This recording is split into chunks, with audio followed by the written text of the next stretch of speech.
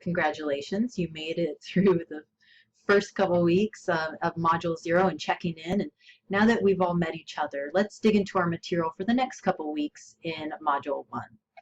So this module contains 3 learning units: social ecological model, epigenetics, and self and community. And as you read through these materials and reflect, I want you to consider some probing questions. Why do people eat unhealthy foods?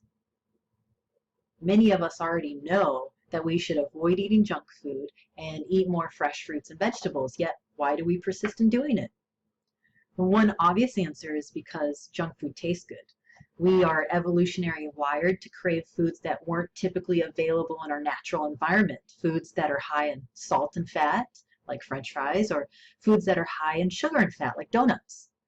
Right? But in addition to that, our text emphasizes several constraints, barriers, right, that lie upstream of individual decision makers. This is the underlying principle of the social ecological model, and I really want you to dig deep into this material. Consider the 5 levels of influence of the social ecological model. So at the bottom, we have what's called individual behavior and choice. That's actually downstream, meaning despite how much influence we think we have over our own health, as one individual, you actually have the least amount of influence to change health outcomes.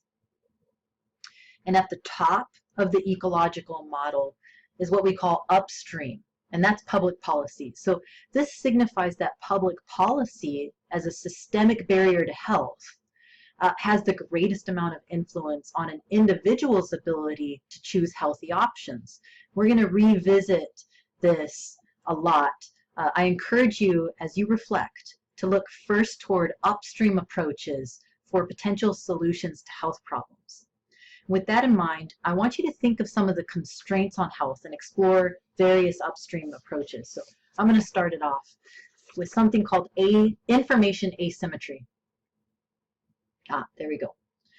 So food manufacturers know a lot more about what goes into their packaged food than you do, right? And they would prefer not to actually disclose that information.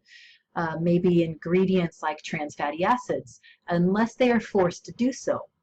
So an upstream approach or a public policy approach would say that we are going to mandate more regulation, more labeling from manufacturers, so we know what actually goes into that packaged food.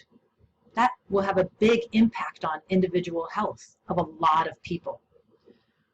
So next up, I'm sure we've all felt this: budget constraints.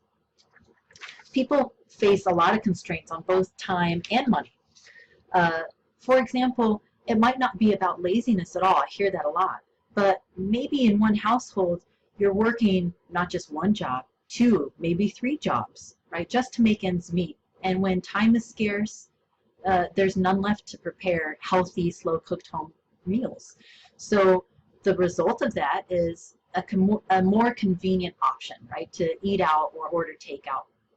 And when money is scarce, of course, it's harder to purchase fresh fruits and vegetables compared to pre-packaged foods, which are usually cheaper and have longer shelf lives. So what about environmental constraints? Sometimes, even if we want to eat healthy, there may not be a store or supermarket available to us which sells the type of foods we want to purchase. Or maybe they're not even within our budget. We call those areas food deserts.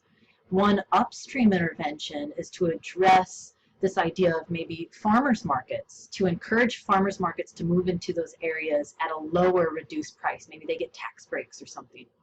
Similarly, if people want to be physically active, the environment in which we live may not be conducive to physical activity. So we'll explore the idea of food deserts and walkability, neighborhood design in our neighborhood project. All right, what about social reinforcement?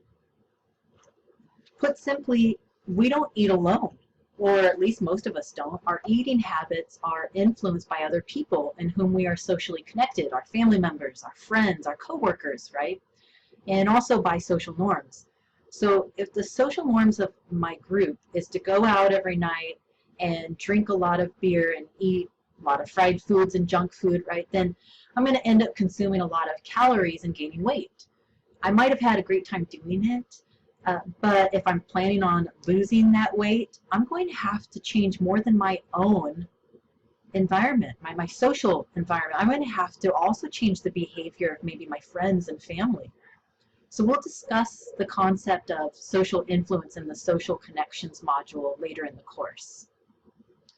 These are just some of the ideas I want you to think about. I want you to look at your neighborhoods. I want you to look at your surroundings. I want you to connect or evaluate your social connections. And I want you to think of upstream and downstream approaches towards changing health outcomes besides just the obvious. I can change my behavior. I know I can change my behavior, but what will help me do that? And that's what we're going to do in this module.